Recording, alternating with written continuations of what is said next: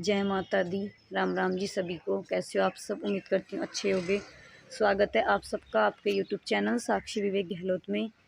तो सुबह के बज चुके हैं 7 और आज हम विवेक जी को हॉस्पिटल लेके जा रहे हैं क्योंकि विवेक जी की तबीयत थोड़ा ख़राब हो गई है। मतलब ऐसा तो नहीं है कि हमें कोई ज़्यादा घबराने वाली बात हो, लेकिन ये सर जो है ये बहुत ज़्यादा भर गया है। तो हमने डॉक्टर से बात की थी कल, तो डॉक्टर ये बोल रहा था कि टेंशन की बात नहीं है, कल ले आना और इससे कोई दिक्कत नहीं होगी विवेक जी को, बस इसकी रिकवरी डाउन होगी, इस तरीके से बोल रहा था डॉक्टर। तो हम लेके जा रहे हैं। अब मैं विवेक जी को करती हूँ रेडी और 8 साढ़े 8 बजे एम्बुलेंस आ जाएगी। और बहुत सारे भाई बहन पूछते हैं कि इनका ट्रीटमेंट कहाँ से चल रहा है, प्राइवेट से चल रहा है या सरकारी से चल रहा है। तो इनका ट्रीटमेंट मेरठ में न्यूट्रीमा हॉस्पिटल डॉक्टर रोहित काम्बोज के द्वारा चल रहा है और वो प्राइवेट हॉस्पिटल है। सरकारी में हमने इनका ट्रीटमेंट नहीं करवाया था। एक दो बार हम इन्हें ऋषिकेश ले गए थे जब किसान यूनियन के लोग हमारे घर पे आए थे हमारी मदद करने के लिए, तो उन्होंने इनका ऋषिकेश में वो करवा दिया था, मतलब बैठवा दिया था कि जल्दी से देख लेंगे, क्योंकि ऐसे हॉस्पिटलों में जल्दी नहीं देख पाते, नंबर लगते हैं। तो हमारा हो गया था उनकी सोर्स से। तो वहाँ पे हमने 2 बार दिखा के लाया, लेकिन हमको कुछ समझ में नहीं आया। वो लोग बस दवाई दे देते थे और दवाई कौन सी देते थे, जो इनकी दवाई चल रही है ना डॉक्टर रोहित काम्बोज की, वही दवाई देते थे और हम अपने घर आ जाते थे। खर्चा हमारा इतना ही बैठता था क्योंकि उधर को एम्बुलेंस 7,000 रुपये लेती थी और इधर को 3,000 रुपये लेती है। बस अंतर इतना था कि यहाँ पे डॉक्टर की फ़ीस नहीं जाती, वहाँ पे डॉक्टर की फ़ीस जाती है, वहाँ पे डॉक्टर की फ़ीस नहीं जाती थी और दवाई हम अपने पास से ही लेते थे। तो हमें कोई फ़ायदा नहीं लगा था वहाँ पे। तो हमने सोचा कि जब हमें फ़ायदा भी नहीं लग रहा, ना तो हमारा खर्चे में कोई फ़र्क आया और ना ही हमारा विवेक जी में, तो फिर क्यों हम अपना पुराना डॉक्टर को छोड़ें। तो फिर हम इनका ही इलाज करवा रहे हैं, यहीं से शुरू से ही करवा रहे हैं। तो यहाँ पे पापा ने कर दी विवेक जी की दवाई की तैयारी, ये आप देख सकते हो। कमरे में अंधेरा हो रखा है, इनको लेके जाएंगे तो जल्दी जल्दी दे रहे हैं दवाई और अब इनको हम नहलाएंगे, रेडी करेंगे। तो आज पापा दे रहे हैं सुबह की दवाई, ये आप देख सकते हो, क्योंकि हम सोच रहे हैं कि एक बार दवाई अब लग जाएगी और एक बार इतने एम्बुलेंस आएगी इतने हम दवाई दे देंगे इनको। इस सर ज़्यादा भर गया है इनका। और आज देखो डुग्गू की भी छुट्टी होगी, आज ये भी स्कूल नहीं जा रहा है क्योंकि इसको फिर कौन देखेगा, हम लेट आते हैं हॉस्पिटल से, फ़ोन में बिजी है।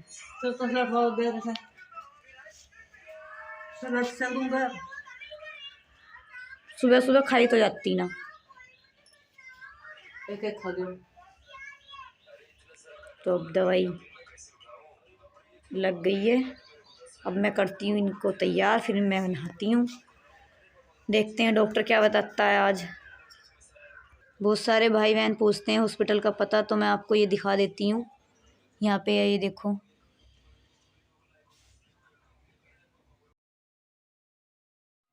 फाइनली मैंने विवेक जी को देखो रेडी कर दिया है, नहला के बढ़िया कर दिए हैं। ये देखो टांग को ऐसे रखते हैं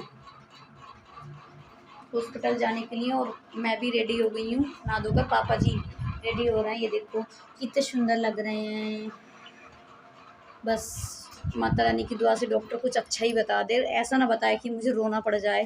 और यहाँ पे देख लो इतना बड़ा होके शीशी से दूध पीता है, मानता नहीं है। ये भी रेडी हो गया है। डुग्गू स्कूल नहीं गया है क्योंकि डुग्गू स्कूल इसलिए नहीं गया है, ये 2-2:30 बजे आ जाएगा स्कूल से और हम आएंगे शाम को 5-6 बजे, तो इसको कौन देखेगा। तो इधर मम्मी ने हमारे लिए बना दिए देखो पराठे, एक एक पराठा खा के जाएंगे हम क्योंकि घर से बहुत ज़्यादा लेट होते हैं। और मम्मी डुग्गू का ध्यान नहीं रख पाती हैं, तो इस वजह से उसको मैं अपने मायके छोड़ के चली जाती हूँ। ये टेंशन में ज़्यादा रहती हैं विवेक जी की, इस वजह से ध्यान नहीं रखती हैं। तो और फिर ये इनके पास रुकता भी नहीं है, तो इसको मेरा भाई रास्ते में से ही ले लेगा। अब थोड़ी देर में एम्बुलेंस आने वाली है और ये हो गए हैं रेडी। अब बस देखते हैं डॉक्टर क्या बताता है, क्योंकि इनका सर टेंशन ज़्यादा हम लोगों को इसलिए नहीं हो रही क्योंकि हमने डॉक्टर से कल बात कर ली थी फ़ोन पे। तो वो ये बोल रहा था कि टेंशन मत लो, विवेक को कोई दिक्कत नहीं होगी, बस उसका शरीर डाउन हो जाएगा थोड़ा सा।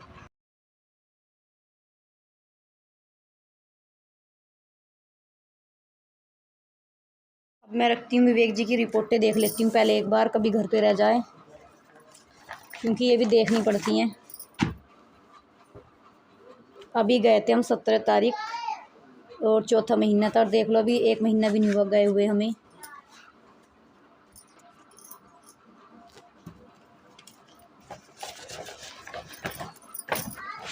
फाइनली यहाँ पे देखो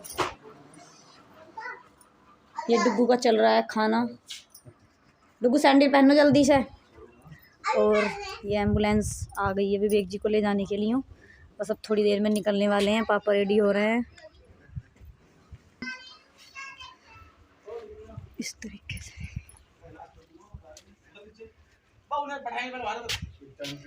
उतर जा बेटा डुग्गू, उतर जा। तेरे पापा को उठाएंगे, जल्दी उतर, बाहर आ जा।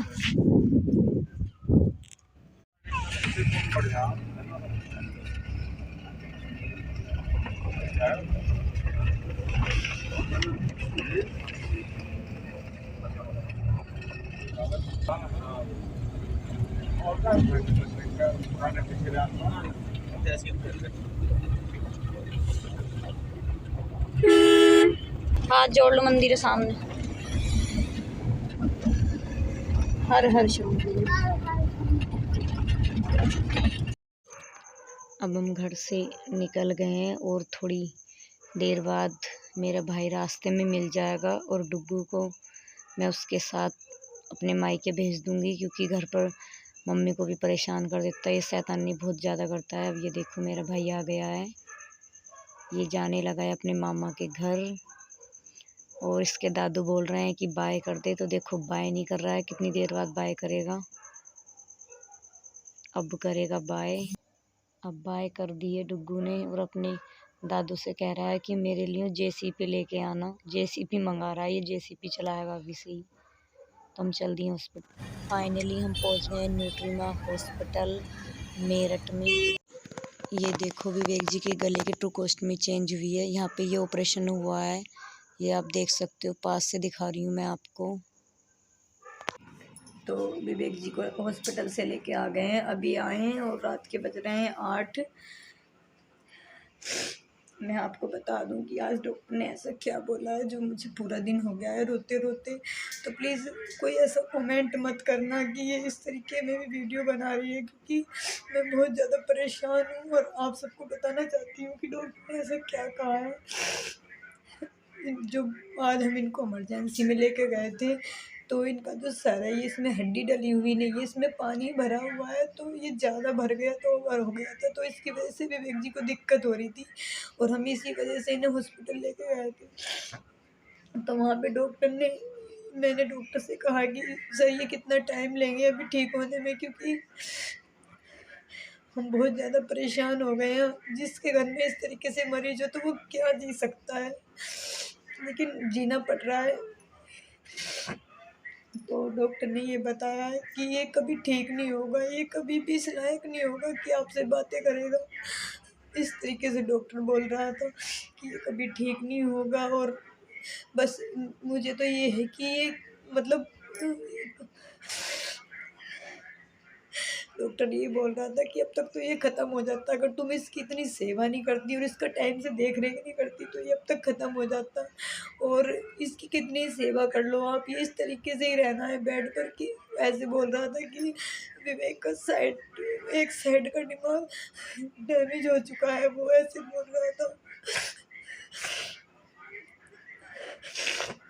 तो मुझे बहुत सारे कमेंट भी आ रहे हैं कि मतलब डॉक्टर आमिर है कोई बरेली में, तो जो भी मुझे उसके बारे में कमेंट करता है उस डॉक्टर के बारे में, डॉक्टर आमिर जो है बरेली में, तो प्लीज़ अगर उनका कोई कॉन्टैक्ट नंबर हो तो मुझे मैसेज करना या कमेंट करना, जिससे मैं उससे बात कर सकूं कि वो किस दिन बैठते हैं और किस टाइम से किस टाइम पर बैठते हैं। क्योंकि हमारे यहाँ से बरेली काफ़ी दूर पड़ेगा, तो कभी हम वहाँ पे जाएं और हमें डॉक्टर ना मिले, तो अगर किसी को उनके कॉन्टैक्ट का नंबर बताओ या उनके चैनल का नाम पता हो तो मुझे कमेंट में बता देना। क्योंकि जिस डॉक्टर से विवेक जी का इलाज चल रहा है, ये डॉक्टर बुरा नहीं है, लेकिन उसको पता है कि हम कितना पैसा खर्च कर चुके हैं और वो नहीं चाहता कि हम आगे को पैसा खर्च करें। वो इस वजह से बार बार हमें मना करता है कि ये ठीक नहीं होगा, ये ठीक नहीं होगा। वो इस वजह से ही बोलता है।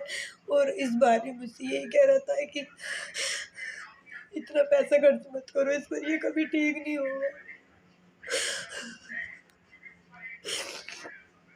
तो प्लीज़ मुझे अगर कोई डॉक्टर आमिर का और नंबर या कुछ पता हो किसी को तो वो कमेंट में बताना, हम वहाँ पे लेके जाएँगे। मैंने डॉक्टर से बोला था कि सर हम सब कुछ बेचने को तैयार हैं अपना, अगर विवेक जी ठीक हो जाएँगे तो। मैंने डॉक्टर से आज इतना तक कहा है कि कि मेरी जो धन दौलत है वो मेरे पति है, लेकिन इनको ठीक कर दो। तो डॉक्टर ने यही कहा है कि मुझे, तुम मेरे पास 2 साल से आ रही हो और मुझे तुम्हारी उम्र भी दिख रही है, लेकिन मैं इसमें कुछ नहीं कर सकता हूँ, मैंने इसकी जान बचा दी, यही बहुत है। तो डॉक्टर से कहा कि तुमने जान ही क्यों बचाई उनकी, जब तुमको ये ठीक नहीं करने थे। 2 साल के अंदर मेरा सब कुछ उजड़ रखा है, मैं इतनी परेशान हूँ। मैं हॉस्पिटल में आज इतनी रोई हूँ बहुत ज़्यादा कि पापा भी रोने लगे, और वहाँ पे तो मैं वीडियो नहीं बना पाई रोने की, क्योंकि वहाँ पे हमें ऐसा लग रहा था कि हम दुनिया में नहीं हैं, हम दुनिया से खो चुके हैं। तो इस वज़ह से मैंने वहाँ पे वीडियो नहीं बनाई थी। और वहाँ पे सब लोग मुझे चुप कर रहे थे, जो मतलब हॉस्पिटल में दवाई वगैरह लेने आते हैं, सब यही बोल रहे थे कि ठीक हो जाएँगे आपके पति, आप रो मत, ठीक हो जाएँगे। लेकिन ऐसा लगता है कि पता नहीं दुनिया में भगवान है भी या नहीं, क्योंकि हम इतना मानते हैं भगवान को भी, और विवेक जी का भी इलाज बरकरार करवा रहे हैं। तो प्लीज़ अगर किसी को पता हो उनका डॉक्टर आमिर का नंबर तो आप बताना, चाहे हम कुछ भी करें, अपनी ज़मीन बेचें, कुछ भी करें, लेकिन बस मेरे पति ठीक हो जाए, क्योंकि मैं जानती हूँ पति का दर्द क्या होता है। मैं 2 साल से इसको झेल रही हूँ, लोग जीने नहीं देते, और मेरा तो अभी ज़िंदा है, जब मुझे अभी जीने नहीं दे रहे तो फिर क्या होगा। तो प्लीज़ मुझे बताना डॉक्टर आमिर के बारे में। कमेंटों में ही पढ़ा है मैंने कि वो अच्छे डॉक्टर हैं, मतलब न्यूरो सर्जन, ये सर के डॉक्टर हैं, वो दिमाग के। तो हम एक बार वहाँ भी दिखाना चाहते हैं। और ये जो हमारा डॉक्टर है ये कोशिश तो पूरी कर रहा है, लेकिन ये पता नहीं जी, या तो ये पैसों की वज़ह से मना करता है, क्योंकि इसको पता है हम बहुत ज़्यादा पैसा खर्च कर चुके हैं। और मैंने आज बिल्कुल साफ बोल दिया था डॉक्टर से कि आप पैसों की टेंशन मत लेना, हम पैसा पूरा लगा देंगे, लेकिन विवेक जी ठीक हो जाएँ। पर डॉक्टर नहीं मानता है, वो बार-बार यही कहता है कि ये ठीक नहीं होगा, ये कभी भी अपने मतलब खुद से नहीं बैठेगा। तो बहुत ज़्यादा परेशान है, और सुबह से खाना भी नहीं खाया है, ऐसे में क्या हमको भूख लगेगी।